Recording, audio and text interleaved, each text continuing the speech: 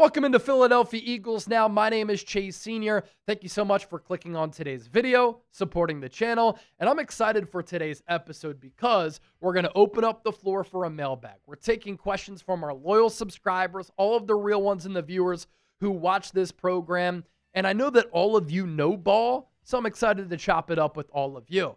By the time that you're watching this mailbag, it is Thursday, and tonight, the Philadelphia Eagles will take on the Cincinnati Bengals for preseason game number 1.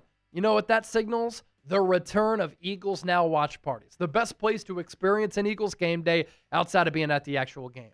Show begins with an hour pregame show, 6:30 p.m. Eastern, 3:30 p.m. Pacific. Hit that subscribe button, but also hit that bell icon. Turn on your notifications because anytime we publish a show, anytime we go live, you will get that push notification. Let's begin with this $10 super chat from Kelly Knock. Let's get this season going. Thanks, guys. Kelly, thank you so much for that donation and that super chat.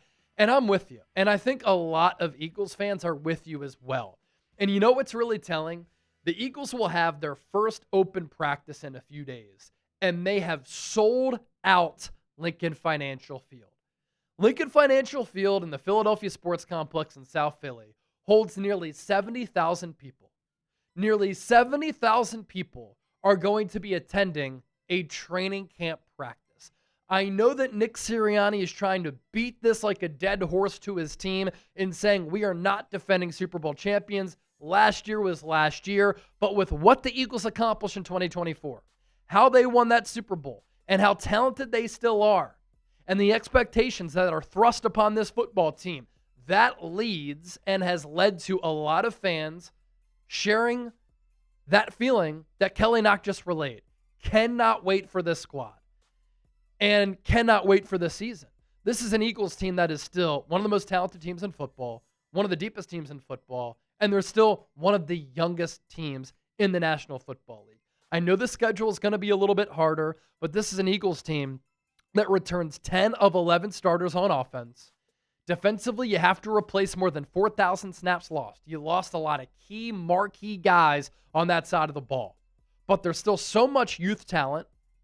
Zach Bond even said during the spring, he feels as though the defense, or felt as though that time, was miles ahead of where they were at that point last year.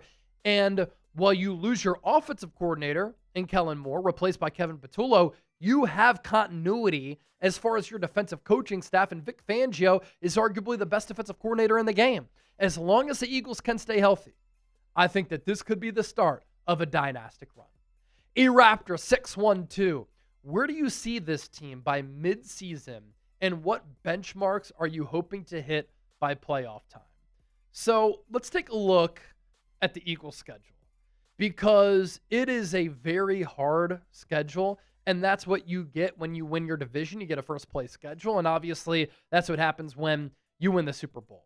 So you're at home against the Cowboys. You're on the road against the Chiefs. You're at home against the Rams. Then you're on the road against the Buccaneers. That is a very difficult first 4 games. You should beat Dallas. You match up well against Kansas City. You beat the Rams twice last year. Saquon ran wild in both of those games. You have really struggled going up against the Buccaneers the last few years, especially playing in the heat at that point in September.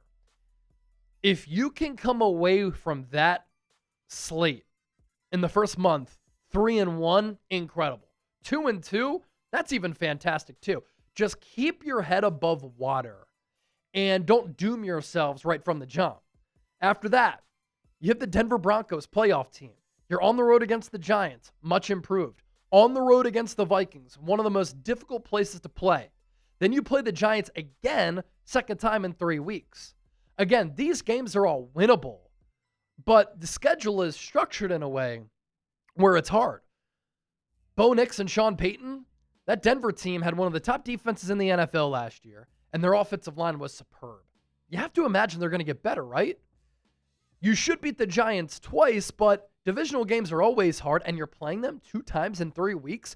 Going up against the Vikings on the road, that is going to be a loud, hostile environment. They have question marks at quarterback with J.J. McCarthy, but they're also one of the most well-coached teams in the NFL. After that, on the road against the Packers, at home against the Lions, on the road against the Cowboys, at home against the Bears.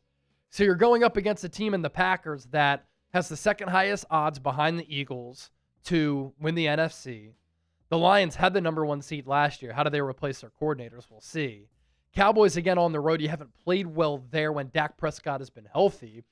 And I don't know what you're going to get from the Bears. Caleb Williams has all the ability in the world, but he might not be a scheme fit for Ben Johnson. I hate the bad body language. I hate how he sulks. I hate that when he makes mistakes, he points fingers and walks to the sideline with his head down. But you could also see him making a big leap from year 1 to year 2. Then you go on the road against the Chargers, playoff team again last year. Then you're all at home against the Raiders. I expect them to be better because they're a better coach team.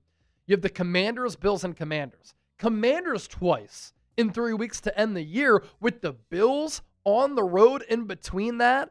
And so, look, I know it was a long answer, but I appreciate your question. What are my expectations? My expectations are for the Eagles to still win 11 or 12 games.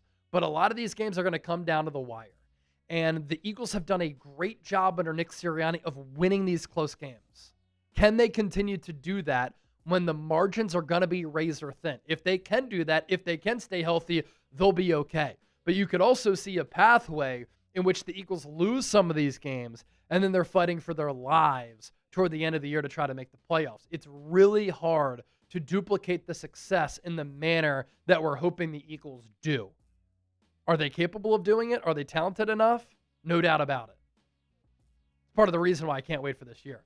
Gene Holcomb, what do you think Jihaad Campbell will show us on Thursday night against Cincinnati? He has been one of the stars throughout Eagles training camp. He's gotten some run with the ones. He's held up well in one-on-ones. Vic Fangio has used him as a pass rusher with the second team. He's been the off-ball linebacker with the first team. He got to the perimeter for a run stop on Saquon Barkley. He smacked Dallas Goedert, being able to sniff out a pass play underneath. He stood up Ben Van Sumeren, who's a really good athlete, when Van Sumeren was the lead blocker as a fullback.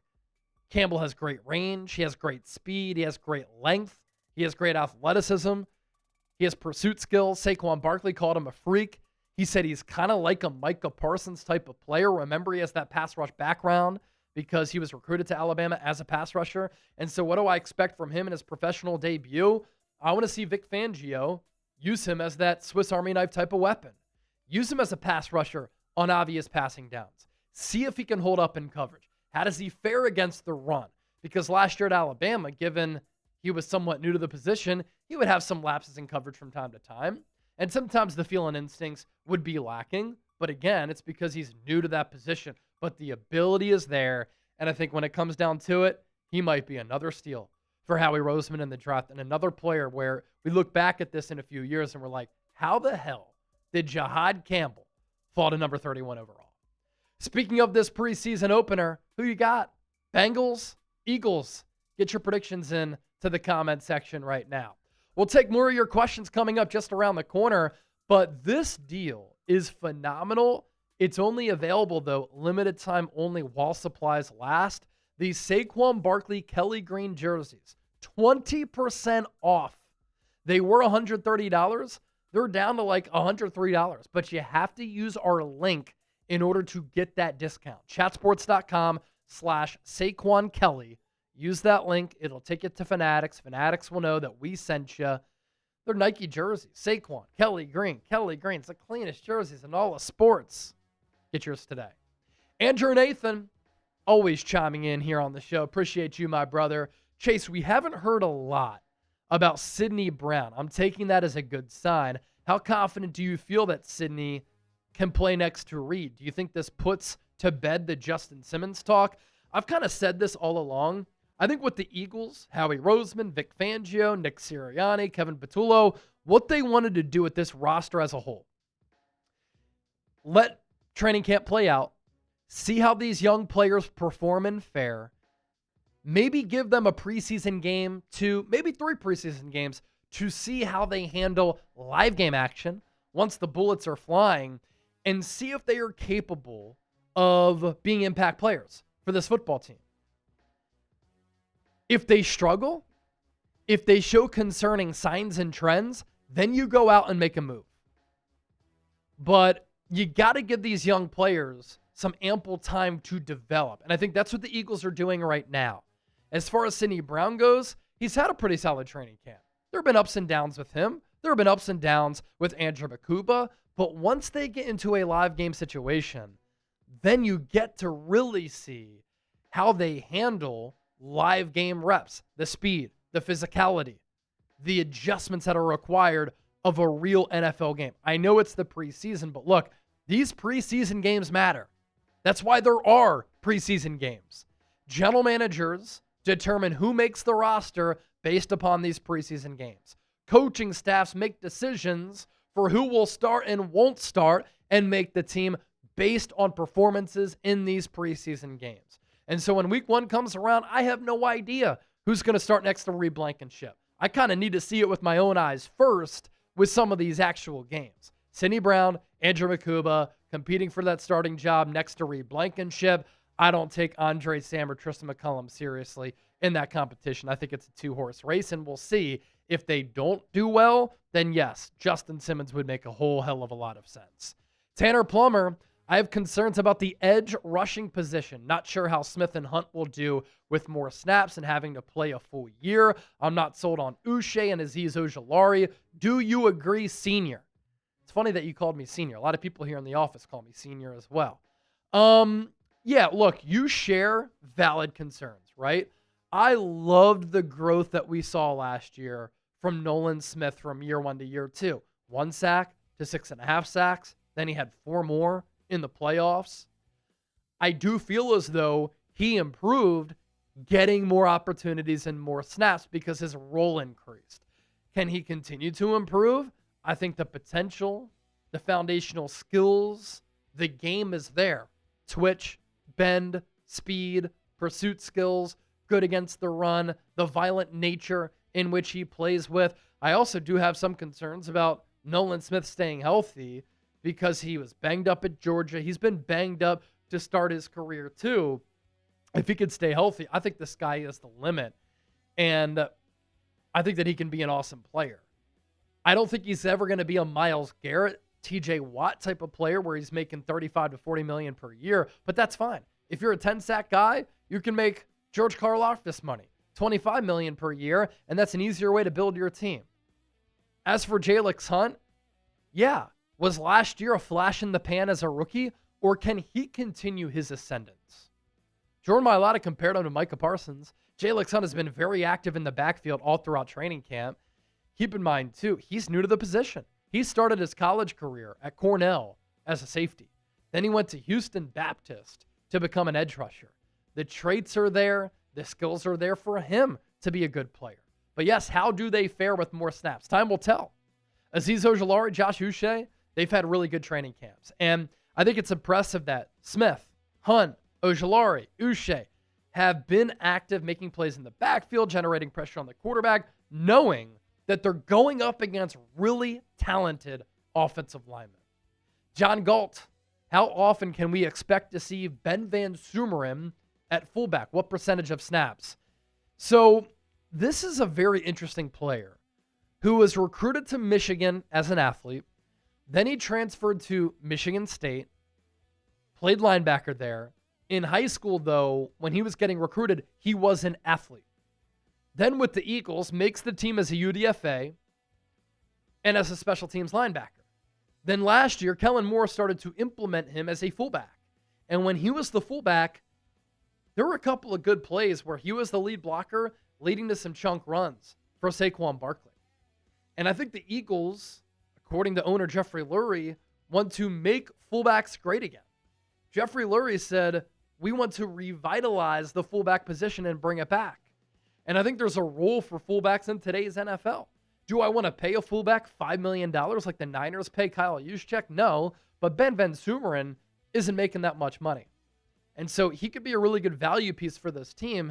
How much do I expect to see him? Look, you're still going to run out of the shotgun. You're going to run RPOs, read options, out of the pistol. And that's going to be the chunk, the foundation of your running game. But yeah, sometimes you go split eye. Sometimes you go I formation. Sometimes Jalen Hurts is under center. And I like that because of the look it gives the defense running it. But then you can operate play action off of that. And so do I think that Van Sumeren is going to get a lot of offensive snaps every game? No. I'd put the number at like, I don't know, 10, max 15 snaps per game. But I'm excited to see what the Eagles' plans for him are. Carol Hosey, how many linebackers do you think we take into the year? That's a good question. Chip, can we pop up the linebacker depth chart? Because the players who will definitely make the team, Zach Bond, Jihaad Campbell, Jeremiah Trotter Jr., Smile Mondon. I think it's 4 linebackers who make the team. Some of you might say, Chase, you're forgetting Nakobe Dean. No, I think he starts the year on PUP, and he doesn't count toward the final 53. So I think it's 4 linebackers who make the team. Bond, Trotter, Campbell, Mondon. And then you have depth pieces and starters there for your Eagles defense. Good question, though. Don't forget to hit that subscribe button so that you, too, can be a part of our Philadelphia Eagles mailbags. It's always a joy for me to answer all of your questions and to chop it up with all of the legends who watch this show.